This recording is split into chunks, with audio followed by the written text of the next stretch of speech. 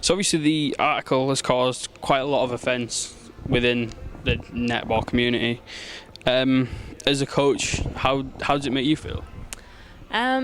Just a little bit disappointed, really. Just because the article is quite irresponsible. It was a sensational headline as netball is the reason why our kids are fat.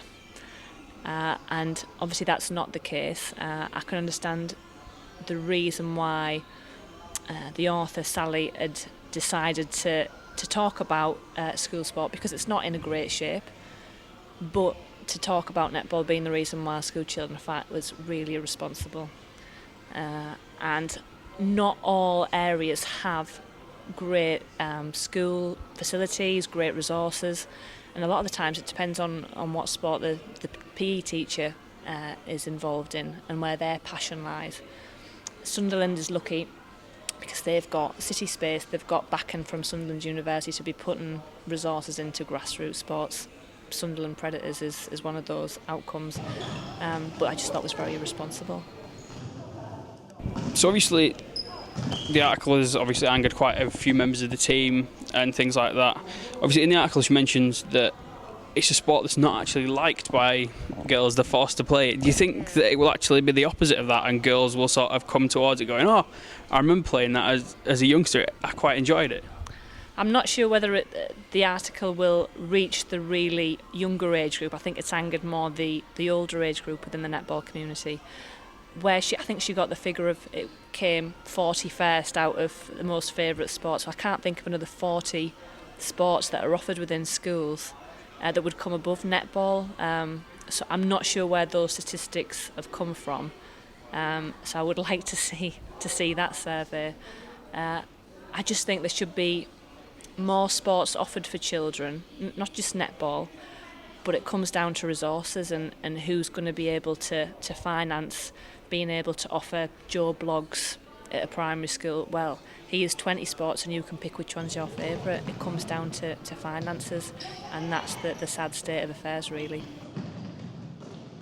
Obviously after the article was done, one of the players for the Predators, Abby, spoke to Harry on the radio, and she was saying it annoyed her how it had sort of generalised the population of netball players. Yeah. Do you sort of agree? Absolutely. I think in the article it talked about netball being a sissy basketball game and that only dainty flamingos played it and, afraid of breaking the nail. Well, for one, you're not allowed to have long nails in netball, so that's poorly researched. It's not a sissy equivalent of basketball. Netball is very, very tough, very challenging, and any netballer out there who has played a competitive game would be able to back that up. I just think it was a very poorly researched article. I think Sally is American, so she doesn't really have an idea about netball anyway. So I think what she's done is she's angered a community of one of the biggest grown female participation sports in the UK, and she's got it coming to her. If you're not going to research an article properly as a journalist, then you're not doing your job correctly. So you're going to get fired at. So obviously you mentioned about the game is sort of a lot tougher than people sort of expect. Obviously a lot of people will get it from school and it's not, but as you get up it does get more and more tougher. Yeah, it's very, very physical. The athletes have to be extremely strong. A lot of athletes are engaged in strength and conditioning programs to improve their strength and power. You've got to be able to stay on your feet, and I've seen some awful injuries in netball. I know it's a non-contact sport, but if you watched a game, not just Super League level, but Premier League level, regional leagues, which the Predators are involved in, it's really tough, it's really physical, it's a battle out there, and I think in an effort to try and make the game more watchable, umpires try to let things go a bit more 50-50, so they won't just be calling contact all the time, which I think is a good thing for the game, but it's certainly not for sissies. So obviously you mentioned the Super League and that's sort of picking the sport up. Basketball, as the author mentioned, is growing as a sport. Yeah. Do you want netball to go the same way? Do you want it to take that next step? How can you see it taking that next step? Well, I think netball has already taken huge strides, not just at grassroots level, but at elite level as well. With the Super League, you can see now you've got games televised week in, week out, and those are live games. You've got athletes who are, semi-pro. We're not quite at professional level yet. Basketball is a really it's a growing sport. I'm not sure whether it's growing at the same rate as netball at the minute, and I think that's because of the grassroots approach that England netball have taken with the back to netball. I think it's just exploded, and I can only see positive things to come in the near future. I kind of am feeling a bit like, I wish I was a little bit younger to experience that. Obviously, I've played at a high level myself, but I think it's really, really going to take off, and I can see real positive things. Obviously, you mentioned money. It must be a problem because obviously, even no matter what level you get to, you're still semi-pro. It's still very low. Is money one of the big issues then in growing the sport? Yeah, absolutely. I think money is one of the key reasons why it's difficult for netball to grow, because people don't see it as something to invest in. In terms of football, you can understand why money's been invested in it because it reaches such a global audience. Netball's not quite at that level, so until we start reaching a wider audience, people aren't going to be putting sponsorship deals up on the table. But that is changed. It's just going to be a slow process. And also the fact that netball is very much female dominated. You can start to see mixed teams now coming about, and there's more men getting that interest. But historically at netball games, it would be dads or brothers or boyfriends or husbands who are coming along to watching it. It's about trying to change that and opening up that audience to males as well as females. One of the things that was touched on in the article and was touched on in Abby's interview the other day on the radio for us was about the article mainly attacking the women's side of sport. Do you think that is possibly part of the article's issue, is the fact that it has gone predominantly at these women's sports and said that they're the issue when there's male sports that sort of struggle similarly or have a similar sort of base? I don't think that the article was attacking female sports. I think it was attacking school sports and saying that there wasn't enough options there for school children. So no, I don't agree with that. I think it's more to do with there needs to be more resources for both male and females within schools. You could quite similarly say that the same for within a school for boys. How many options are they getting?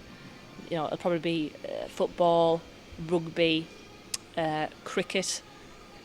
Will they get volleyball? Probably not. Will they get handball?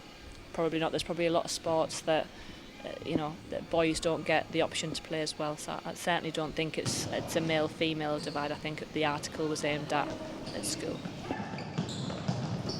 The Super League Grand Final was won by Manchester this year, coached by Tracy Neville, who's the twin sister of Gary Neville and obviously part of the twin sister of Phil. Sorry, she's part of the Neville family though. Does that sort of bring more spotlight to the sport, do you reckon? I think so. I think, and that's only a real positive thing. People know of Tracy, not just because of her brother, because she was an excellent netballer. She's an excellent coach now. She played for England. She got many international caps. But there's lots of other connections with other sports that you're starting to see now. I've seen. There's been a couple of footballers who were starting to come to netball games because of their daughters, which is excellent. I think it might be Gareth Southgate who travels quite a bit, and one of the netballers, Super League netballers, she also is in a relationship with the guy from Soccer AM, and I've forgotten his name. He's not Soccer AM, he does Sunday Brunch now. Right. And he's generated quite a bit of publicity. So for me, it's a really positive thing, but I do think that if you've got those connections, it does help to raise the profile a little bit of netball. So obviously, as you say, the publicity for the sport is growing. This does sort of give a bit of negative publicity to the sport. Do you think, how can you sort of counteract that now? Is there a way that you can get out there and say, this is actually about the sport? Is this what you're trying to do? Well, you know what they say, all publicity is good publicity. So I think the Telegraph have responded already via as a Yorkshire Jets player called Joanne Walker, who wrote a brilliant piece. I think that might have went in the Yorkshire Post, and then the Telegraph have put that into their post as well, basically as an answer to Sally Peck's original article. And I think it really will just open up the debate, not only about netball but about school sports.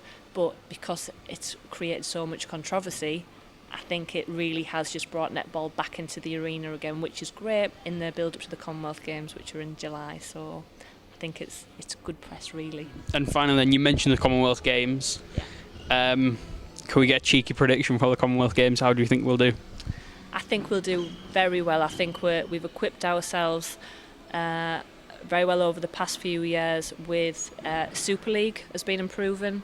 A lot of the players have been going over to the ANZ in Australia and New Zealand, and that has allowed some of our international players to be playing week in, week out against some of the best netballers in the world. So I would predict that we have a very good chance of getting a medal. I think it'll be very difficult to get that gold, but I do think we're in with a fighting chance of perhaps a silver, definitely a bronze. Thank you very much indeed. No problem, thank you.